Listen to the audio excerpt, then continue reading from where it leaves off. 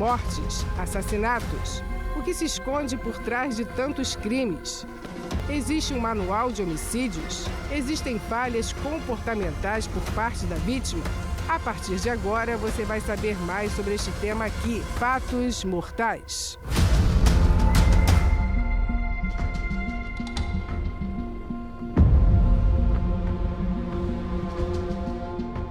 Olá, eu sou Ana Linhares e esse é o Fatos Mortais. Eu estou aqui com o comissário de polícia, autor dos livros Como Investigar Crimes com a Ajuda Divina, Manual de Homicídio, Daniel Gomes. E nós vamos começar hoje uma série aqui com ele, falando sobre esses assuntos que são longos, né, Daniel? Tem muito o que se falar, né? Verdade. Agora, para começar, por exemplo, quando acontece um crime, como é que começa essa linha de investigação?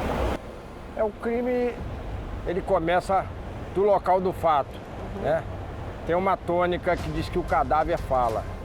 Então, quando nós tomamos conhecimento que chegamos ao local, a primeira análise é feita pelo perito, que ali já conclui se trata-se de um crime de execução ou um crime que eu chamaria no meu livro Manual de Homicídio como um crime isolado, né? E a partir dessa análise, a polícia começa a estudar o que pode ter causado aquele crime. E eu, nesse livro Manual de Homicídio, digo por que se morre hoje no Brasil vítima de crime, né? E como deve ser investigado passo a passo. O que seria um crime isolado? Crime isolado seria um crime em que um roubo, né? Um roubo seguido de morte, em que o criminoso não conhece a vítima, nunca viu, não quer matá-la, mas vai roubar e acaba culminando com a morte. E aí, nesse caso, como é que o cadáver fala que esse crime foi um fato isolado? Como é que se chega a essa conclusão? É justamente você analisando as testemunhas da família e a família dizer, ele jamais entregaria esse carro. Ele disse que o dia que fosse assaltado, ele reagiria, né? E isso aí leva justamente a uma ideia inicial de que a vítima não gostaria de ser roubada e colocaria oposição ao criminoso. E essa oposição gera justamente um tiro de parte do criminoso para tentar subtrair esse material da vítima. E já no caso de execução, é um crime que eu digo nesse livro que ele ocorre por falha comportamental da vítima. Nós geramos uma falha comportamental, né? Essa falha no meu livro eu divido em 8 falhas, que é a familiar. A família hoje é vítima de grandes guerras patrimoniais, né? Passional, que nós vemos em alta aí, os feminicídios, né? A morte das mulheres. O sexual, os homossexuais morrem com excesso de violência e barbárie. Depois vem o financeiro, pessoas que lidam com muito dinheiro, né? Então essa é uma falha comportamental, porque vivemos numa sociedade hoje de ganância, que as pessoas querem tomar o dinheiro daquela pessoa e querem matá-la, né? Depois vem a falha profissional, eu inclusive me incluo nela por ser um agente de segurança pública e como policial corro riscos, né? Sim. Então eu tenho essa falha na área de segurança. Depois vem a área política, a maior vertente de crime no país, né? Sim. Os políticos vivem se matando, tentando conseguir o lugar do outro. E depois vem a falha religiosa, já é uma falha mais amena, mas já se faz presente. Inclusive daria exemplo aí do caso Flor de Lis, que disputas patrimoniais levaram à morte do seu marido. Flor de Lis, religiosa, cantora gospel, deputada, conhecida pelo trabalho de ressocialização com crianças e adolescentes, foi acusada de ser a mandante do assassinato do marido, pastor Anderson do Carmo, e de convencer os filhos a participar do crime. A polícia descobriu um cotidiano de intrigas e disputa por dinheiro e poder. Temos agora um caso recente aí da Sara Mariano, né? Sim. Cantora evangélica, Que o marido era que o empresário. marido era empresário dela e já está preso, inclusive, por conta desse crime. Sara Mariano foi vista pela última vez com vida na noite do dia 24 de outubro de 2023, ao deixar a casa da família. Na ocasião, Ederlan Mariano, marido de Sara, registrou o boletim de ocorrência pelo desaparecimento da esposa e afirmou que ela tinha saído para ir a eventos religiosos, mas alegou não saber quais. Ele é o principal investigado pela morte da cantora e, de acordo com a polícia, confessou o crime. Dolores Freitas, mãe de Sara Mariano, disse ter provas de que Ederlan agredia e ameaçava a filha dela. 2 meses atrás eu falei para ela: Sara, venha daí, minha filha, porque esse homem vai te matar. Aí ela disse: sim, mãe, eu acredito, mas eu não posso ir agora. E quando eu for, eu lhe aviso. A senhora não conseguiu salvar a sua filha, né? Não consegui salvar minha filha como eu queria. Mas eu quer salvar a sua neta, né? A senhora quer salvar a sua neta agora. A motivação de tudo isso foi dinheiro. Eu não tenho dúvida. A senhora perdoa ele, o que a senhora quer que aconteça agora? Que a justiça de Deus seja feita. E por último, a falha penal, que eu digo que é uma falha em que após o infrator cumprir uma pena, ele não consegue se ressocializar e ele tenta voltar à sociedade e fica tentando arrumar um emprego, trabalhar, e aí ele acaba sofrendo a ação de grupos étnicos que matam esse camarada. Agora, identificada todas essas falhas comportamentais, que aí se começa essa linha de investigação. Na verdade, como eu identifico essas falhas comportamentais? Vamos identificar. Eu converso com a família é a maior fonte de informação. Então ao chamar o familiar, eu pergunto: me fale da vítima familiarmente falando, passionalmente falando, sexualmente falando, profissionalmente falando, até que eu acho uma falha. E aí nós começamos a trabalhar dentro daquela falha, no sentido de saber quem tinha interesse em ceifar aquela vida. Porque eu costumo dizer que a sociedade hoje, ela não resolve mais seus litígios pelo diálogo nem pela via jurídica. Eles matam ou mandam matar, né? E a polícia tem que justamente criar mecanismo. Eu criei essa metodologia de investigação ao longo de 33 anos, trabalhando somente com crimes de homicídio e tendo sucesso nessa investigação, porque eu costumo dizer que a família só quer uma resposta e o Estado tem que dar essa resposta através do investigador que vos fala aqui. Além da família, também, quais seriam as outras linhas? Quais seriam as outras linhas? Não, aí após identificar dessa falha comportamental, eu digo até no livro que falha comportamental mais interesse na morte, resultado é criminoso mandante. Você vai ter que materializar isso. E aí você vai ouvir esse criminoso e vai gerar elementos de verificar se o álibi dele é perfeito, onde ele estava na hora do crime, com quem ele se relacionou naquele dia, com quem ele falava. E tudo isso vai gerar elementos de indício e materialidade para convencer a autoridade policial, convencer o Ministério Público e convencer o juiz a julgar e condenar esse criminoso. Será apartado da sociedade, como eu digo no meu livro, Como Investigar Crimes com a Ajuda Divina, que eles precisam ser apartados da sociedade, até que se arrependam dos seus pecados ou que se cumpram os mandamentos divinos naquela vida. Ou seja, a cadeia, ela é bíblica, né? O próprio Deus fala lá em Jeremias: faz uma cadeia porque a terra está cheia de iniquidade. Então, é isso que a gente desenvolve. Agora, muitas vezes para a gente, a pessoa realmente está acima de qualquer suspeita. E o policial não, ele consegue identificar que aquela pessoa que aparentemente está acima de qualquer suspeita é o criminoso. Como é que tem esse feeling? É com o tempo? Eu costumo dizer que todo crime, até o mordomo é suspeito. Sempre o mordomo, né? É culpado. Então já cheguei em crimes que o marido está chorando ao lado do caixão e ele é o culpado pelo crime. E já cheguei em casos de crimes que a mulher estava chorando e afinal nós descobrimos na investigação de que ela fizeram um seguro de vida do marido dias antes da morte, né?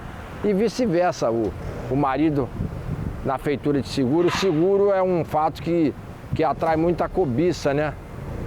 E gera o resultado morte. E ele tem nos alertado nesse sentido. Há um seguro de vida, né? Então, quer dizer, tem nada contra o seguro de vida, mas o seguro de vida é um indício. É um indício de que alguém vai se beneficiar com a morte daquela pessoa, né? Agora, quais são os crimes ao longo de anos, né, de profissão? Quais são os crimes mais comuns? É o passional? Todos os crimes. Eu, inclusive, me causa muita estranheza ultimamente os crimes ligados à religiosidade, né? Ou seja, a religião hoje ela já começa a gerar divergência por causa do vil metal, né? O dinheiro é a raiz de todos os males, né? E nós vemos que, na verdade, as pessoas começam a já se desentender por questão do dinheiro. E isso tem nos levado a ter uma atenção especial para essa área. De um modo geral ou mais especificamente dentro do evangelho que tem crescido muito no Brasil? Não, diante do evangelho tem crescido muitas divisões, né? Muitas separações. Isso tem levado a pessoas, uns deterem mais o poder do que o outro, e o poder, eu costumo dizer que o poder inebria, né? É o exemplo da Flor de Lis, né? É o exemplo da Flor de Lis, agora a Sara Mariano e outros casos mais que nós temos. Eu tenho, inclusive, exemplos nesse livro aqui de morte causada justamente por questão religiosa, até na área do candomblé e na área, então todas as áreas, né? Entrou o vil metal, há divisão, o crime começa a sondar a vida das pessoas. 30 moedas de Judas continuam falando mal até hoje. É verdade. O vil metal é o grande... A ganância. É. E aí, e aí se parte para essa investigação, para essa linha de investigação, até se chegar ao criminoso. Em média, dependendo, claro que cada crime tem a sua dificuldade, suas particularidades, mas existe uma média para conseguir solucionar um crime? Já houve crimes que eu trabalhei que demorou 18 dias. Já houve crime que levou 98 dias, que foi a morte do pastor e cantor Gastão Martins, né? Então já a média, eu diria aí que é 100 dias, é uma boa média para você trabalhar um caso. Agora, existe algum estudo que mostra a porcentagem da família na participação de crimes? É grande a incidência da família participando do crime? Seja o marido, a mãe, o pai, o filho? Isso tem aumentado muito por causa da ganância, né? Já vimos casos aí da filha que mandou matar a mãe, da sogra que matou o genro. Então, quer dizer, a ganância, a solução de conflitos pela sociedade, ele geralmente finaliza em morte. Normalmente sempre tendo a questão financeira como pano de fundo. Sempre tem uma questão financeira, porque ela é E isso tem levado a sociedade a... Eu digo no livro que a sociedade não resolve mais seus litígios pelo diálogo nem pela via jurídica. Eles matam ou mandam matar. Então eles certamente não acreditam no trabalho policial, né? Eu tenho feito esse trabalho ao longo de 33 anos, trabalho esse que já me gerou, em média, 1000 anos de prisão, com 250 crimes dos mais violentos solucionados no Rio de Janeiro. Eu não teria tempo hábil aqui para contar para você todos os crimes, mas você pode acessar aí o portal e pode saber. Nós vamos também, em outros vídeos, estar contando um pouquinho de cada caso, né? Da vultuosidade desses crimes. Então são crimes que chocaram a sociedade. E crimes que, na verdade, termina um, você imagina que a sociedade vai se refrear por causa da solução, e na verdade acontece outro logo após. O criminoso, mesmo vendo que vários são presos, ele acha que ele vai ficar impune, que ele vai ser mais esperto. Eu até costumo dizer que o crime é um ato repetitivo, né? Você vê que quando começa a ver determinados crimes, eles se repetem. Por exemplo, rapto de criança, suicídio. Sim. É um crime que, na verdade, a vítima é a própria pessoa, mas quando começa essa série, né? Outro abandono de criança, né? Começa a ter vários. Começa a ter vários. A sociedade, ela é um pouco copiadora do mal, né? E eles parece que têm uma tendência a copiar, não aquilo que é bom, mas copiam o que é ruim. Né? Então você vê que hoje tem pessoas aí que têm milhares de seguidores de mídias sociais e que são pessoas altamente criminosas. Verdade. Né? Agora, para encerrar esse vídeo, 33 anos, por que você escolheu homicídio? Homicídio é uma área que eu costumo dizer que tem 3 respostas. Primeiro, a resposta divina, que eu costumo dizer nesse livro Como Investigar Crimes, E Deus criou a sociedade para que ela vivesse em paz, né? E o homem resolve, a revelia divina, tirar a vida. Então o próprio Deus que instituiu as autoridades faz com que a sua justiça se cumpra na terra, né? E o instrumento da justiça é a polícia e a justiça. Segundo, é a satisfação dos familiares quando você chega ao criminoso. Eu até costumo dizer que às vezes até me emociono de você estar numa sala com um criminoso preso e chega a família e toma conhecimento de que aquele crime foi desvendado. Então você vê a família se abraçando e chorando e festejando aquele resultado da polícia, né? Não tem preço, né? Não tem preço. E o terceiro é a polícia judiciária, que cumpre o seu papel de apurar as infrações penais, materializar através do inquérito policial, que será transformado em processo e que vai gerar condenação, que é o meu trabalho que eu realizo. Sou professor da Polícia Civil, professor da Polícia Militar e professor do Exército Brasileiro, com muita honra.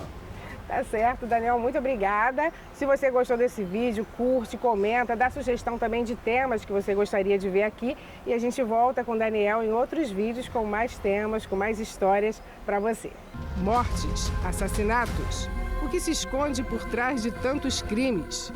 Existe um manual de homicídios? Existem falhas comportamentais por parte da vítima? A partir de agora, você vai saber mais sobre este tema aqui, Fatos Mortais.